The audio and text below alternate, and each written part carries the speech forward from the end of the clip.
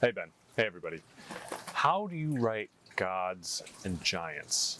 I like writing all sorts of epic stuff, huge characters and epic stories that are heavy and weighty and meaningful and action-packed, but how do you write that? You can tell the reader or the audience that these characters have godlike powers and show them using magic, but how does that separate them from wizards or sorcerers or magicians? They need the weight, the resume, and the authority to tower over men and command that attention on the page. So today I want to go over the Homeric Epithets in the Iliad and how I see those as useful tools, these epithets, these titles. We'll talk about what is an epithet, why did Homer use them, how they made me feel, how I'd like to use them, and how I have used them in my own writing, and where you've seen these types of things in books and movies. Maybe you'll want to use them too. So what is a Homeric epithet? It's been defined by the Academy of American Poets and Oxford Reference as using a recurring formulaic phrase, usually a compound adjective. So that's permanently attached to a character or a place and repeated throughout the poem. For example, we often hear that Zeus is Zeus, the gatherer of clouds, or Zeus of the storm cloud. Also Zeus, son of Kronos. And you've got Apollo, who is frequently given Apollo, Lord of the Silver Bow, or Apollo, who strikes from afar. Apollo, who strikes from afar. Apollo, Lord of the Silver Bow. You've got Ares, murderous Lord of Battles. In some translations, it's always Ares, encrusted with blood. Achilles, the swift-footed, brilliant and swift-footed Achilles. And Odysseus, almost always referred to as resourceful Odysseus. Resourceful Odysseus. There are plenty more, and they vary a little from translation to translation, but they are everywhere in the Iliad. One of the most intense warriors is Diomedes of the war cry. But why did Homer use these? One of the reasons was to help the audience remember these characters while listening to the story. Another is for meter and rhyme flow for the poetic medium. An interesting hypothesis is that these phrases also allowed a bard to have some stalling time if he needed to adjust any part of his story. If he could see that this particular scene wasn't landing with an audience, or he needed to cut some stuff for time, he could be saying, "And there Zeus, gatherer of storm clouds, met with Apollo, Lord of the Silver Bow, he who attacks from afar." And all of that time, he could be actually thinking about, okay, if I cut this scene and move this up here and completely lose that dialogue, then I'll be able to get out of here before the bar kicks me out. But what drew me to notice these things was just their epic nature. These heavy titles attached to the gods and godlike characters struck me with an added weight like a 1-2 punch. We talked last time about the numerous depictions of brutal violence. They're raw and unflinching, and when you attach these titles, it's a real knockout combo. Diomedes, the war crier, throws his spear so it crashes through a man's nose and rattles among his teeth as it splits his tongue. Oof. That epithet adds power to that throw. Not only that, every one of these epithets lend a shorthand of history, heavy history, when you hear about these characters. How did Diomedes get his reputation of being the man of the war cry? What were the deeds that awarded him this title? How many times had Zeus gathered clouds, and what did those clouds bring about for such a specific title to be used so often? We see Apollo strike from afar with his silver bow at the beginning of the story when he rains down plagues, plague of arrows and literal plague among the Greeks. He is striking from Mount Olympus, casting horrible disease on the Grecian army as they sit on the beaches of Troy. But what had Apollo done before that to already receive that title by the time we're first hearing of him? He has this whole history loaded into that title of Lord of the Silver Bow. So these epithets, they spin up our imagination to wonder where these titles come from and what other deeds and tales earned these characters their epithets. But on a granular level, it also contributes to pacing. The longer the sentence builds to an action, the heavier it is on the page, and the more weight is finally released with the final clause. The words and the pacing make the thrust of the spears of Achilles, the brilliant and swift-footed warrior, lurch with power as it cuts through shield and belt and crunches through the groin to his enemy's bone. All of that leads up to that impact of bone. It just gives you a heavier, weightier sentence for a heavier, weightier impact on the reader. One of my recent short stories, I experimented with titles as a world-building device.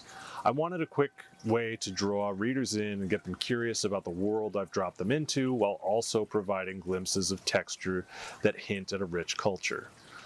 Now, I'm pretty sure that it was Ira Glass who made the really clear point of getting your audience to ask curious questions and to keep them hooked on your story.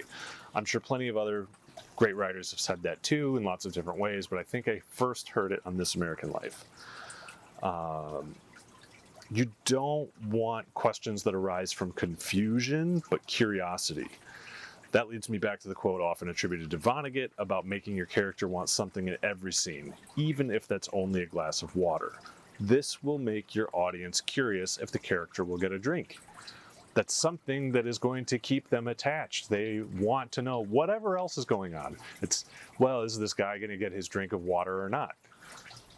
You know, he's got to start his day, and he's really thirsty, and he's going to the fridge, and he's about to fill it up, but then his dog starts barking, so he's got to go let out his dog. And then when he lets out his dog, his neighbor starts asking him to borrow the lawnmower or whatever. And, you know, we see him profusely sweating, and he's thirsty. It's just like, man, is this guy ever going to get his glass of water? We're hooked. We want to know. What other deeds has Odysseus done to make him known as resourceful Odysseus? We know he's got a big history behind him, and we want to figure out what that is. And we want to know, will we see him act out some resourceful act? Will we see him be resourceful Odysseus? Names like this are also used in one of my favorite book series by Joe Abercrombie, known as the First Law Trilogy. I highly recommend it. Those guys in the North all have these crazy nicknames, and as a reader, you want to know where these nicknames came from. And it's not every guy in the North, it's only the named men. And the named men have these great nicknames, and you know that they got this name through some sort of deed. And you want to know more about these characters. You start imagining what their past deeds might have been, and you want to know if that trait is going to come up again in this story.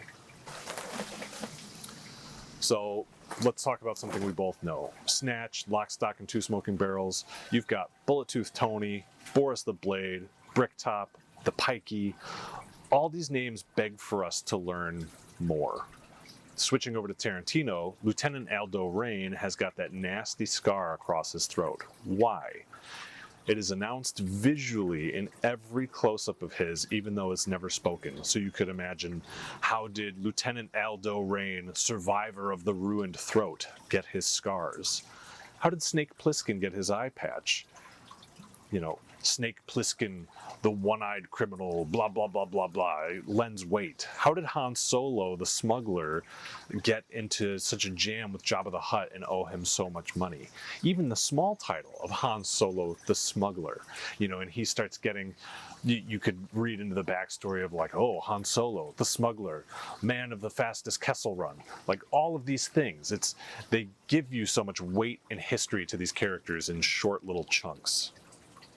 It's another version of Blake Snyder's A Limp and an Eye Patch. Yes, it can make you sympathetic to that character if you're to give them a limp or an eye patch, but it also implies history on top of making them more memorable. You've got Tommy, and then you've got Tommy two times. It's going to make you wonder about this guy, and like you feel about why he says everything twice. Like, what's the deal there? It makes someone memorable and gives them an interesting hook that implies a storied past, which lends them gravitas. 310 to Yuma, the one with Christian Bale and Russell Crowe, plays with this idea when Christian Bale has a limp and we know he's a military veteran. I don't know the last time you saw it, but I love the reveal behind the story of his limp. We're waiting this whole time to know how he got it. Another one that plays with this really well is Christopher Nolan's Dark Knight and the Joker talking about his scars. And then he forges a story every time he goes into it. So